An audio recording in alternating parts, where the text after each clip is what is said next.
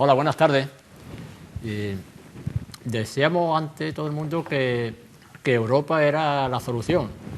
Sin embargo, ahora parece que Europa se ha convertido en el problema de todos nuestros males. La política europea está llevando a todos los países a una situación que nadie ve la salida que tiene. Paro, una deuda insostenible y, sobre todo, está llevando a una política donde las ideologías de los partidos parece que están quedando en un segundo término. Y de Europa y de las consecuencias que está teniendo con nuestro país, vamos a hablar hoy en nuestro programa y tenemos un interlocutor que es un experto en la política europea. Fue secretario de Estado para la Unión Europea con el gobierno de Rodríguez Zapatero. Fue portavoz del Partido Socialista Obrero Español en el Congreso y en la actualidad es diputado en el Congreso por el Partido Socialista. Hoy vamos a tener una charla, como solemos tener en nuestro programa en Las Dos Orillas, con el diputado Diego López Garrido. Buenas tardes. Buenas tardes. Y de Europa en general, decíamos, como en principio se decía antes, que Europa era la solución a todos nuestros problemas. Y parece ser que ahora es al contrario, que Europa es la culpable de todos los problemas que estamos teniendo en nuestro país y en los países del sur de la Unión Europea. Bueno, se podría decir eso de que ni contigo ni sin ti mis penas tienen remedio, ¿no? Porque Europa es sin duda la clave de la salida de la crisis, ¿no? Europa no ha creado la crisis. Lo que ocurre es que Europa puede obstaculizar la salida de la crisis o puede favorecerla, porque todo pasa ya por la Unión Europea. No cabe duda de que una crisis así, producida por los poderes financieros en Estados Unidos y extendida en todo el mundo occidental, es una crisis que requiere una solución global. No hay salidas nacionales a la crisis, hay salidas europeas. Lo que ocurre es que cuando sale la crisis a la luz, aproximadamente en el 2007-2008, se suele considerar que la caída de Lehman Brothers es el momento en que estalla la crisis financiera y en España estalla sobre todo la burbuja inmobiliaria que teníamos aquí. La Unión Europea tiene un primer momento de reacción, de inyectar dinero en la economía en el año 2009, pero en el año 2010 aparece la crisis de Grecia y eso da lugar a un pánico extendido y automáticamente, sobre todo, Alemania gira y dice no podemos seguir por esta vía. La deuda ha crecido muchísimo, han crecido los déficits, tenemos que hacer una política de austeridad, restricción de gastos, restricción de presupuestos. Y eso es lo que esa política se ha impuesto, porque Alemania tenía una gran capacidad de imponerla, porque es la que tenía la llave para los rescates que vinieron Grecia, Irlanda, Portugal, y es la que ha introducido esa política, y esa política, lo que vemos es que esa política ha conducido a las cifras objetivas del año pasado, 2012. Las cifras del año pasado son terribles, porque esa política de meramente austeridad en la eurozona, en la zona euro, ha conducido al aumento de la deuda, al aumento del déficit, a la subida de los tipos de interés reales que pagan los estados para financiarse y, por tanto, a la subida del desempleo. En España, terrible. En Cádiz, terrible. Y la prueba de que esa política no ha servido es precisamente los datos que tenemos por delante. Por eso no nos extrañemos de que en estos mismos días y horas que estamos hablando, en toda Europa hay ya un debate abierto, a tumba abierta, sobre que no podemos seguir con esta política de austeridad. Y de hecho, pues el Banco Central Europeo pues acaba de bajar los tipos de interés. Es decir, estamos viviendo en estos momentos un desencanto sobre la política meramente de austeridad y un giro hacia una política de estímulo, y ese es el momento que vivimos ahora, y yo creo que es un momento trascendental, ¿no? Decías que las soluciones pasaban por Europa, pero la opinión pública, la opinión que hay en todos los ciudadanos europeos es que la solución pasa por Alemania. Bueno, pero vamos a ver, por Alemania, en el contexto de Europa, es decir, Alemania actúa a través de Europa, a través de las decisiones del Consejo Europeo. Y a través de la otra gran institución poderosísima en Europa, que es la que tiene potencia de fuego, que es el Banco Central Europeo. El Banco Central Europeo es independiente, ahí no manda Alemania. Está influido mucho por la política alemana, por la visión de la política alemana, el horror a la inflación, la preocupación por la restricción, pero el Banco Central Europeo no coincide con Alemania necesariamente, ¿no? Pero siempre se habla de Merkel, que Merkel es bueno, la culpable, Merkel, que hay que convencer a Merkel. Hay que convencer a Merkel por una razón, porque Grecia ha entrado en una situación en la que ha necesitado un rescate, sencillamente porque no encontraba dinero para financiarse en los mercados, porque hemos entrado en esta situación de crisis con deudas altísimas y dependencias de los acreedores, dependencias de los inversores. Luego le ha pasado a Irlanda, luego le ha pasado a Portugal. España ha recibido 40.000 millones de euros para la banca y ese dinero sale del conjunto de la Unión. ¿Y quién es quien más aporta? Alemania. Por tanto, el veto lo pone o no Alemania, que es la que más aporta, la que más dinero da para esos rescates. Por eso se habla de que Alemania, que es la que tiene la posición restrictiva, es la que la condiciona. Imaginemos que Alemania hubiera tenido una posición muy abierta y no hubiera condicionado las políticas de austeridad. Imaginemos eso. ¿Podría haber surgido otro país dentro de la zona euro, por ejemplo Francia o Italia o otro país cualquiera, que hubiera dicho no, yo para dar este dinero para el rescate, yo necesito que usted, a cambio de eso, restrinja gastos en las políticas sociales, baje los presupuestos, haga una política de austeridad? ¿Podría haberlo hecho otro país? ¿Quién lo ha dirigido? ¿Quién lo ha liderado? Lo ha liderado Alemania. Pero podría haberlo hecho otro país, porque esas políticas las decide el conjunto de la Unión. El rescate que ha ido a Portugal, que ha ido a Grecia, que ha ido a Irlanda, que ha venido a España para la banca, ese dinero no lo pone Alemania solo, lo ponen todos los países del euro. Por tanto, todo pasa por Europa. Por eso digo, todo pasa por Europa, por el euro, no pasa por un país solamente. Nosotros nos dimos una constitución en 1978 y luego más tarde Europa quisimos darnos también una constitución. Fue, creo recordar, en el año 2005 cuando se votó aquí, que por cierto no fue vinculante y una cierta abstención. Pero parece ser que se negaron dos países, creo recordar que fue Francia y Holanda. Sí. Y entonces la Constitución no salió adelante. Sí, hubo dos referéndums. ¿Qué consecuencia ha tenido esa negativa a crear la Constitución Europea? Bueno, yo creo que esa fue una decisión muy negativa de Francia y de Holanda, sobre todo de Francia. Debo decir, y tengo que reconocer, que una parte de la izquierda francesa no fue capaz de entender lo que significaba de avance esa Constitución para darle más poder al conjunto de la Unión, y fue una de las causantes de ese no francés, que es un no basado en una concepción muy nacionalista, en última instancia recelosa para ceder soberanía a Europa, y fue negativa. Y eso introdujo a la Unión Europea en una situación complicada. Luego, por así decirlo, se compensó esa Constitución, en donde yo intervine, por cierto, como miembro de la convención presidida por Giscard d'Estaing, que hizo esa Constitución. Luego eso se compensó porque casi el 95% de ese tratado constitucional, que lo derribó Francia y Holanda, se ha metido en el Tratado de Lisboa.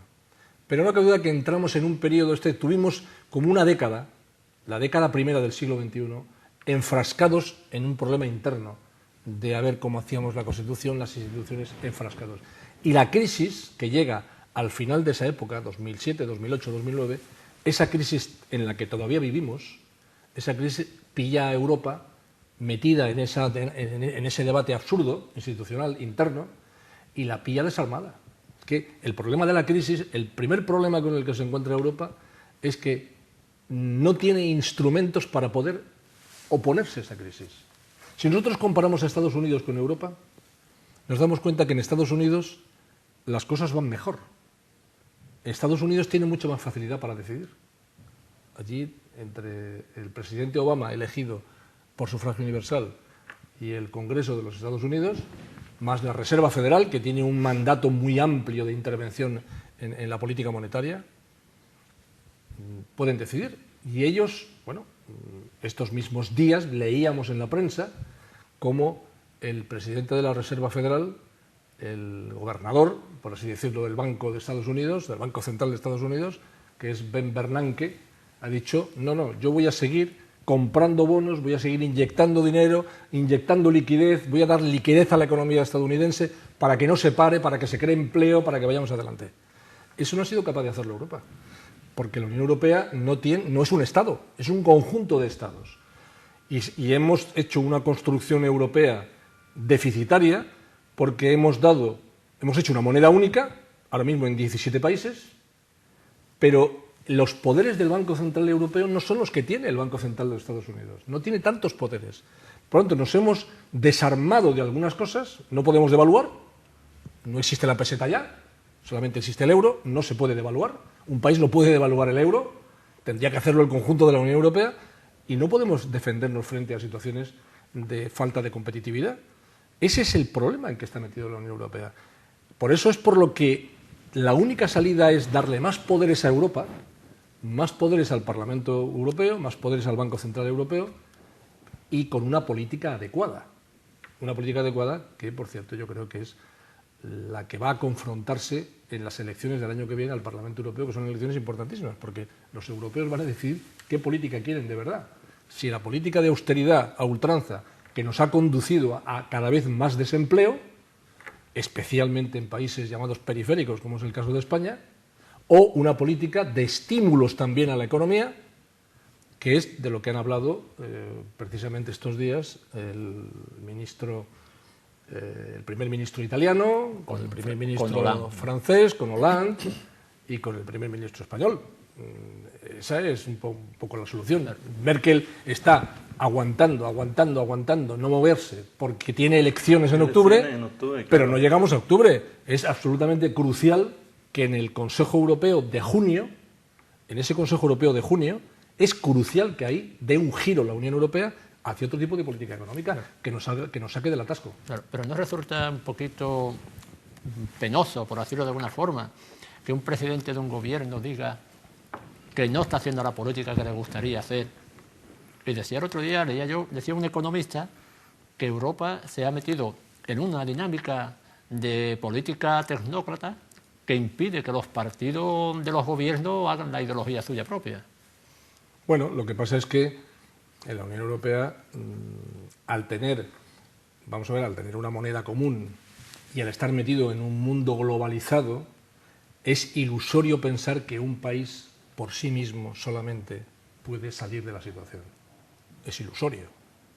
Tenemos que ir a una política europea consensuada, porque es la que va a dar los mensajes adecuados a los mercados financieros para que esos mercados financieros no te cojan del cuello, no te atosiguen y no te exijan, como le ha estado pasando a España, unas cantidades inasumibles para poder financiarte. Nosotros tenemos una deuda muy alta que tenemos que pagar y, por tanto, lo que necesitamos es pagarlo al interés más bajo posible.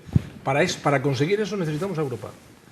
Pero lo que ha sucedido con el gobierno de Rajoy es que no ha planteado eso en los consejos europeos. No ha ido a los consejos europeos a decir, oiga, mire, que esta política no nos vale, que esta política nos está produciendo más de 2.000 parados diarios, que es lo que ha pasado en este último año en España. 2.000 parados diarios. Bueno, eso es lo que debería y lo que espero que haga de una vez en el Consejo Europeo de junio el presidente del Gobierno español. Ahora, dicho eso, también hay una parte que cada Estado puede hacer. No solo es un asunto de Europa, también los de Europa, pero no solo de Europa. Por ejemplo, a mi juicio, desde mi perspectiva, la reforma laboral en España. Eso no se lo ha pedido Europa a España. La reforma laboral que se ha hecho, flexibilizando las condiciones de empleo y facilitando objetivamente el despido, ha producido despido, ha producido paro. Eso no tenía por qué haberlo hecho este gobierno. Por ejemplo, la política fiscal. Si tú necesitas relanzar la economía e inyectar dinero que el Estado, porque la empresa privada no lo está haciendo en este momento, que el Estado relance la economía, tú necesitas recibir ingresos fiscales. Desde nuestra perspectiva, ¿qué decimos? hay que ir a una reforma fiscal donde paguen más los que más tienen. No se trata de subir impuestos, simplemente subir impuestos. Subir impuestos, no. Depende de a quién se le suben. Por ejemplo, si usted sencillamente lo que hace es subir el IVA, que lo pagamos todos, ganemos lo que ganemos, está haciendo una subida de impuestos antisocial, porque paga el producto por el IVA lo mismo el que gana muy poco, el que está parado o el multimillonario. Pero si usted lo que sube son el tipo más alto de IRPF, o si usted crea un impuesto sobre las grandes fortunas, o si usted crea el impuesto sobre el patrimonio, o si usted favorece una tasa sobre los bancos, está haciendo que los que más tienen den a un país que está necesitado de solidaridad, de profunda solidaridad. No solo la que viene de Europa, sino la que podemos hacer nosotros. Por tanto, no es solo una política europea. Es también políticas nacionales. Hay margen de maniobra porque los estados aprueban sus propios presupuestos. No es como Estados Unidos. En Estados Unidos hay un presupuesto federal, en Europa no hay un presupuesto federal. El dinero lo tiene cada estado. Luego tiene un margen de maniobra también ese estado. Y eso es una de las cosas que yo creo que también se debe plantear por ejemplo, en ese pacto por el empleo, en ese pacto socioeconómico que se está pidiendo desde todos los ámbitos, incluyendo sindicatos y empresarios, al gobierno, que acceda a ese pacto que necesitamos en estos momentos en nuestro país. Esas son las cosas que habría que tratar en ese pacto. ¿No puede ocurrir que al elevar tanto los impuestos a los grandes capitales, a las grandes fortunas, estas se vayan? Bueno, en Francia han elevado, porque es un peligro que se puede correr, ¿no? Han elevado al 75% la tasa máxima del impuesto de la renta. Salió parpadeo. Bueno, pero es un poco anecdótico. Eso es un poco anecdótico. Es decir, yo creo que una de las cosas, una vez más, que tenemos que hacer en Europa es armonizar la imposición. Armonizar la imposición. Ahora hay una cierta libertad a ese respecto. Y si no armonizamos eso, va a haber una carrera para ver quién es el que tiene impuestos más bajos para que te vengan los capitales aquí, ¿no?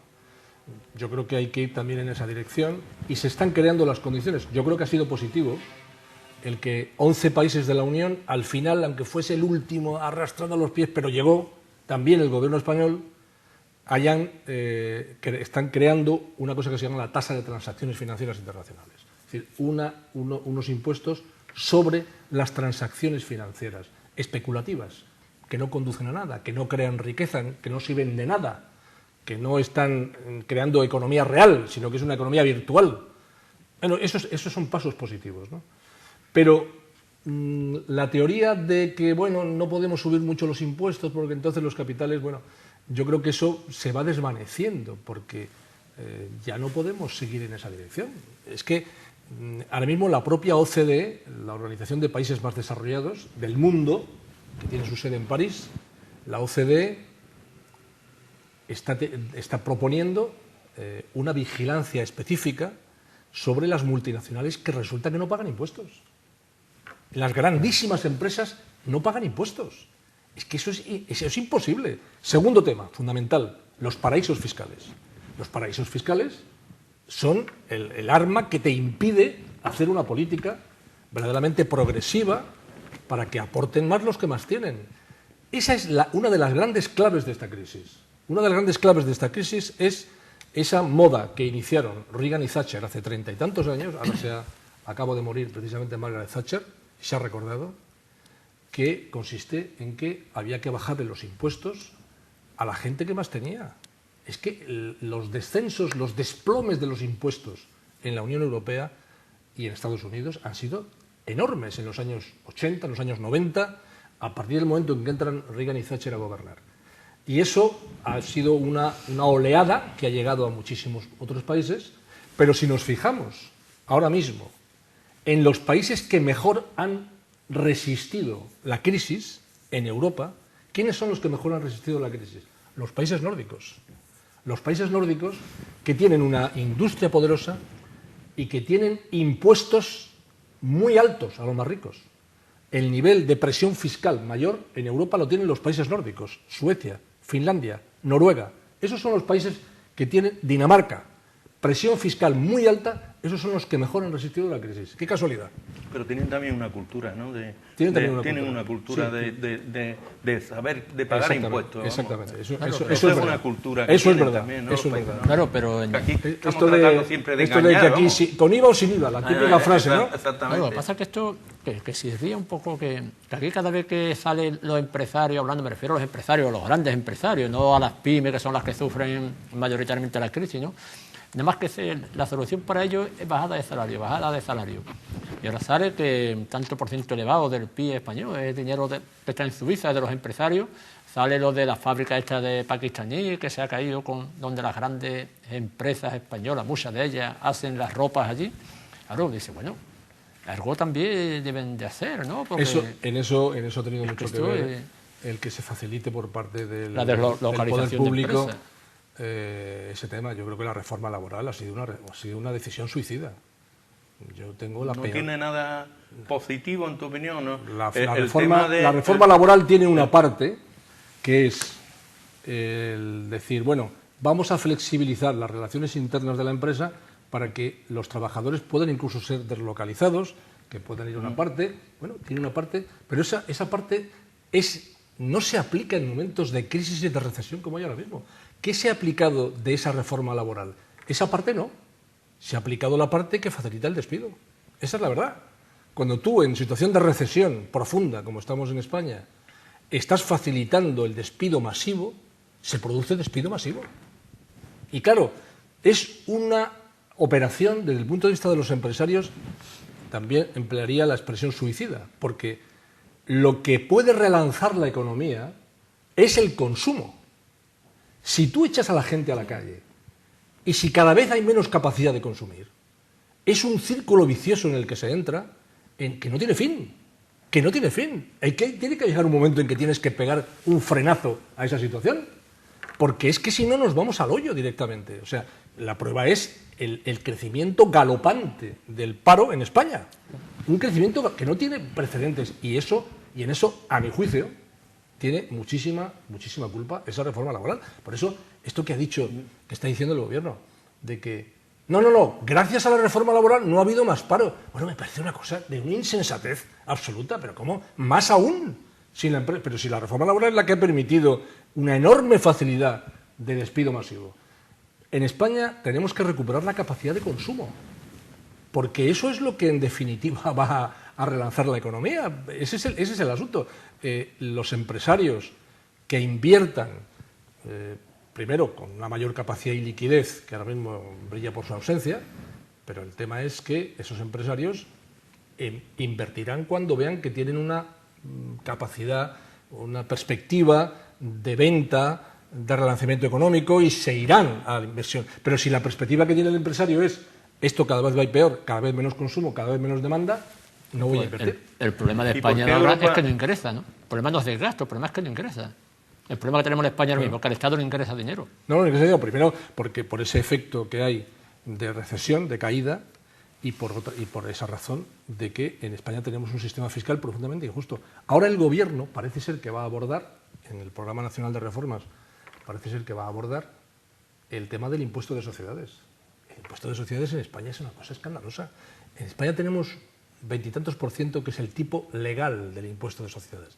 Las grandes empresas están pagando el 9% real del impuesto de sociedades, porque hay un cúmulo de deducciones en la legislación correspondiente que permite que las grandes empresas estén pagando un tipo real de impuesto de sociedades 5, 6, 7 puntos por debajo del que pagan las pequeñas y medianas empresas. Y eso parece ser que por fin el Gobierno va a abordar ese asunto. Vamos, espero que lo aborde, porque es una de las cosas que ha aparecido en ese Plan Nacional de Reforma. ¿La reforma laboral ha sido tan aplaudida por Europa? Bueno, han sido todo elogios de la reforma laboral que se ha emprendido en España. Ha sido aplaudida por la tecnocracia que hay en la Comisión Europea. Esa es la verdad. O sea, pero vamos, no tiene por dónde cogerla esa reforma laboral. Ha sido acogida por la tendencia liberal en el sentido de decir, pues sí, hay que flexibilizar. Oiga, pero usted tiene que tener en cuenta la situación española. Es que no es lo mismo eso hacerlo en Estados Unidos que hacerlo en España. Es que en España, en situación de caída libre de la economía, eso te lleva a un despido masivo, a un despido exagerado. Y por eso tenemos ese dato. En los últimos año y medio del gobierno del Partido Socialista, y no estoy queriendo ahora decir que lo hizo bien, porque el Partido Socialista no gustó su gestión a los españoles y los españoles votaron a otro partido en las últimas elecciones. O sea que nada que decir al respecto. Había del orden de más de 1000 despidos todos los días. En el año y medio que lleva el gobierno del Partido Popular hay más de 2000 despidos todos los días. Bueno, eso tiene mucho que ver con la reforma laboral, absolutamente. Porque es un mecanismo que ha permitido una enorme facilidad, por eso en España ahora mismo se ha disparado la productividad. Porque con menos trabajadores, con mucho menos trabajadores, se está produciendo más o menos lo mismo, un poco menos, porque hay una recesión económica. Eso es lo que está pasando en España, que es el país de más productividad de Europa en estos momentos, claro, porque cuando hay muchísimo paro, curiosamente se produce el hecho de que hay mucha productividad, claro, porque hay pocos trabajadores que producen más, ¿no? Bueno, hay una pregunta que está en estos momentos en candelero: reformar el Senado, la autonomía. Me refiero a que hay una protesta social de ese tema de qué pasa con el Senado, que no sirve para nada, las autonomías, y había otro, y el sistema electoral. ¿Se debe de cambiar la Constitución para mejorar estos tres apartados? Yo soy un partidario rotundo de cambiar la Constitución. Hombre, pues yo publiqué en el diario El País el 5 de diciembre del año pasado, el día anterior al Día de la Constitución, publiqué un artículo que se llamaba "Necesitamos una reforma constitucional". Así que yo lo tengo hecho por escrito, no simplemente declarativo, sino hecho por escrito y elaborado por escrito. He dicho estos tres, pero ¿tienen más? Sí, claro, es que hay muchas cosas que se deben reformar. Eso está además, si la pregunta me da pie para hacer autocita un poco inmodesta, pero además como estamos en San Fernando, por esos días yo hice mi ingreso en el Ateneo de Cádiz. Y mi discurso de ingreso en el Ateneo de Cádiz fue sobre la reforma constitucional, donde está mucho más desarrollado todo eso. Yo creo que España necesita una reforma constitucional. En estos momentos hay mucha más gente que no votó la Constitución, que no pudo votarla por la edad, que gente que pudimos votarla. Tenemos que ir a una situación constitucional nueva. Hay cantidad de cosas que están en la Constitución española absolutamente oxidadas y avejentadas. Primero, la gente quiere más participación y quiere un sistema electoral que le acerque más a los representados, a los representantes de los representados. Por tanto, hay que ir a un sistema electoral. A mi juicio, el mejor es el alemán, que personaliza mucho más el voto, que la gente sabe quiénes son los diputados de su distrito, hay un mayor control, por tanto, del representado sobre el representante. Esto también es el inglés, ¿no? El inglés no es el inglés va por ahí. También. Sí, lo que pasa es que el inglés tiene la desventaja de que es un sistema muy mayoritario y es un poco injusto. Por ejemplo, el Partido Liberal, que gobierna ahora mismo con el conservador, el partido de Nick Clegg, que gobierna con el conservador David Cameron, tiene muy pocos diputados para lo que representa proporcionalmente en voto. Entonces, el alemán, sin embargo, reúne las ventajas, todas las ventajas y no tiene inconvenientes, porque son 2 votos el que deposita cada ciudadano en la urna. Uno para el proporcional y otro para el directo. Eso es un tema que tenemos que plantear, como el tema de las listas abiertas, la reforma de la ley de partidos. Los partidos deberían todos estar obligados a hacer primarias para elegir a sus candidatos. Toda esta reforma de la política es una parte fundamental. Hay otras cosas que, por ejemplo, yo no entiendo y que a mí me gustaría que desaparecieran de la Constitución. Es una posición personal mía. No entiendo por qué tiene que haber decretos leyes. Eso es una ruptura del principio de separación de poderes. Las leyes las aprueba el Parlamento. Tenemos en esta legislatura muchos más decretos leyes que leyes. Eso es... Pero lo hacemos por motivos de urgencia, ¿no? Bueno, claro, pero los motivos de urgencia los interpreta el Gobierno. Y considera que es urgente todo lo que le da la gana. Considera que es urgente. Y, bueno, evidentemente, una mayoría de esos decretos leyes no deberían haber sido decretos leyes. Para eso están los procedimientos parlamentarios, que pueden ser rapidísimos. Rapidísimos pueden ser si se quieren. El indulto. El indulto también es otra ruptura del principio de separación de poderes. No debería existir el indulto, salvo quizá en algún caso en el que el tribunal mismo que ha sentenciado a alguien recomienda su indulto. Pero si no es así, ¿por qué un gobierno tiene que hacer desaparecer una decisión que ha tomado un tribunal? El tema de las comunidades autónomas, lo mismo. Ese es el gran tema que necesita ser, sin duda, reformado en la Constitución para ir a una estructura, yo creo que más coherentemente federal, y donde quede claro en la Constitución cuáles las relaciones económicas con las comunidades autónomas, que ahora mismo no están en la Constitución. Porque cuando se hizo la Constitución no se sabía ni cuáles iban a ser las comunidades autónomas. Es que no se sabía. Luego, entonces no se estableció nada constitucionalmente. Eso tiene que estar ahí. Tiene que haber una referencia a Europa, a la relación de España con Europa, que no está tampoco en la Constitución. Es decir, hay muchos aspectos que necesitan ser elaborados. Y creo que debería hacerse. Tenemos tiempo en esta legislatura de una forma tranquila para elaborar, para pensar y para culminar en una reforma constitucional que creo que necesita nuestro país. Sí. Bueno. Pues hemos terminado. Señor López Garrido, nos ha pegado un subidón al nivel de nuestro modesto programa. Y la verdad es que estamos encantados y muy agradecidos. Muy bien, yo también. El señor López Garrido es licenciado en Derecho y Ciencias Empresariales, es letrado por oposición de las Cortes Generales y además es catedrático de Derecho Constitucional. Por eso he preguntado yo tanto sobre la Constitución. Pues encantado y muchísimas gracias. Muy bien, Juan. Muy buenas noches. Muchas gracias.